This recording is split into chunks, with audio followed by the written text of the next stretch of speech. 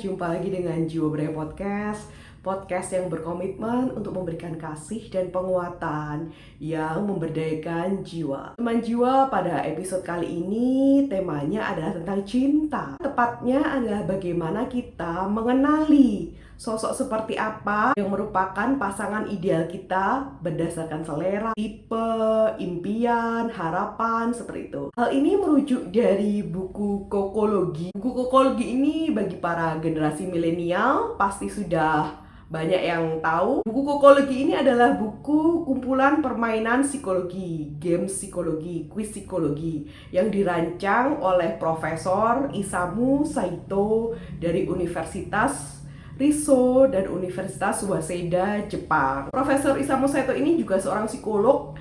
Jadi walaupun ini games ya, ini games, sekali lagi permainan, bukan alat tes kepribadian valid yang terstandar seperti Big Five Personality Trait, EPPS, Edward Personality Preference Schedule, ataupun tes kepribadian psikologi lain seperti itu. Ini merupakan games yang berdasarkan prinsip-prinsip dalam psikologi, yaitu anima, animus, simbol-simbol, seperti itu. Saya mulai dari permainan pertama dari Kokologi series ini. Sekarang teman-teman perlu memahami dulu aturan mainnya. Yang pertama, jangan terlalu menganalisis dalam artian nanti kalau A bakal B, apakah ini artinya ini ya? Tidak perlu, karena nanti interpretasinya atau pemaknaannya artinya akan saya jelaskan setelah teman-teman menjawab, seperti itu. Yang kedua, sebutkan saja apa yang pertama kali muncul di pikiran, seperti itu. Kita mulai dengan pertanyaan pertama dari Kokologi series ini. Sekarang teman-teman tutup mata,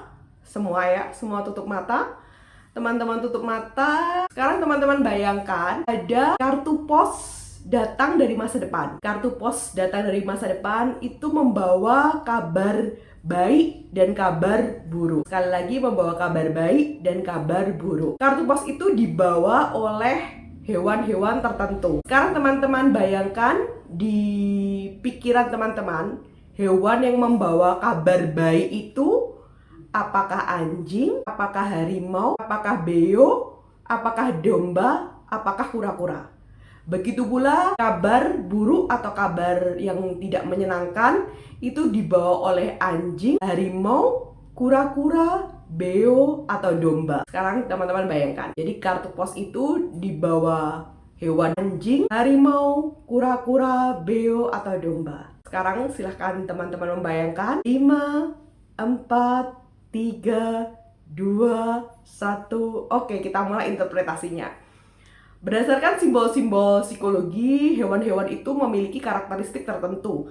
Begitu pula yang dirancang oleh Profesor Isamu Saito pada permainan games Kokologi ini. Jika teman-teman memilih kabar baik itu harimau, berarti teman-teman benar-benar mengharapkan cocok, selera, tipe, idaman adalah pasangan-pasangan yang sifatnya kuat, tegas, alfa, pemimpin, seperti itu. Sedangkan bila teman-teman membayangkan yang membawa kabar buruk atau kabar negatif, kabar yang tidak menyenangkan itu harimau, berarti teman-teman sangat tidak menginginkan, tidak cocok dengan pasangan yang sifatnya keras, galak, pemarah, emosional, temperamental, seperti itu. Lalu kita masuk pada hewan selanjutnya, domba. Apabila teman-teman kabar baik itu dibawa oleh domba, maka pasangan yang teman-teman harapkan dan cocok dengan teman-teman adalah orang-orang yang sifatnya stabil, hangat, mengayomi, tenang, seperti itu. Tapi bila teman-teman kabar buruknya itu dibawa oleh domba, berarti pasangan yang tidak cocok dan akan banyak menimbulkan negativitas dalam diri teman-teman adalah pasangan yang sifatnya membosankan. Tidak ada kreativitas, tidak ada hal-hal yang menyenangkan, hal-hal yang seru untuk dilakukan, sifatnya membosankan dan orangnya terlalu hitam putih, seperti itu. Lalu kita masuk ke hewan selanjutnya, yaitu beo. Bila teman-teman menyukai burung beo sebagai pembawa pesan positif atau pesan berita baik, itu berarti teman-teman menyukai pasangan-pasangan yang seru, menyenangkan, lucu, pintar untuk berdiskusi, saling cerita, saling curhat, saling mendukung satu sama lainnya dalam afirmasi, dalam rencana-rencana masa depan, visi, jokes-jokes atau bercanda-bercanda yang fun seperti itu. Namun bila teman-teman memilih Beo sebagai pembawa berita negatif, berarti teman-teman tidak menyukai pasangan yang tong kosong nyaring bunyinya, banyak omong tapi males bekerja. Itu berarti teman-teman enggak banget dengan seperti itu. Lalu kita masuk ke hewan selanjutnya, yaitu anjing. Apabila teman-teman memilih anjing sebagai pembawa berita positif dan kebahagiaan, memiliki arti dalam pasangan yang ideal dan akan cocok dengan teman-teman yang setia.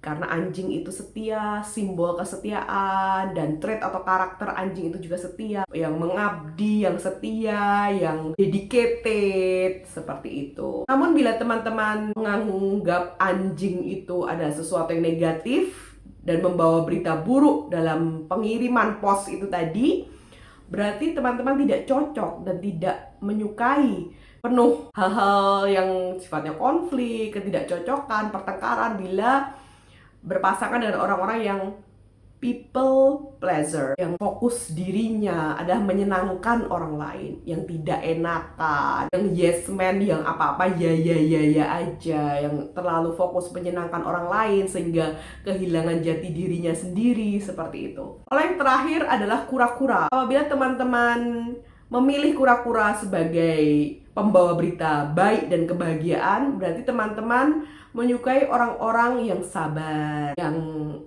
loyal, dalam artian berkomitmen, stabil, seperti itu. Namun bila teman-teman memilih kura-kura sebagai pembawa berita negatif, berarti teman-teman tidak cocok dan akan hidup dalam gak enak sehari-hari, dan your life will be misery or will be inconvenient, gak nyaman dan tidak menyenangkan bila berpasangan dengan orang-orang yang bodoh, kurang pintar, lambat paham, lambat berpikir, seperti itu. Teman-teman akan gak enak banget, akan sangat tidak menyenangkan. Itu ya, kokologi ini terus terang mewarnai masa SMA saya dan masa S1 saya, awal-awal S1 ya, karena saat itu kokologi tahun 2000-2001, dan Profesor Isamu Saito sekarang sudah berusia 82 tahun. Di kokologi ini bagi saya sangat menyenangkan sekali karena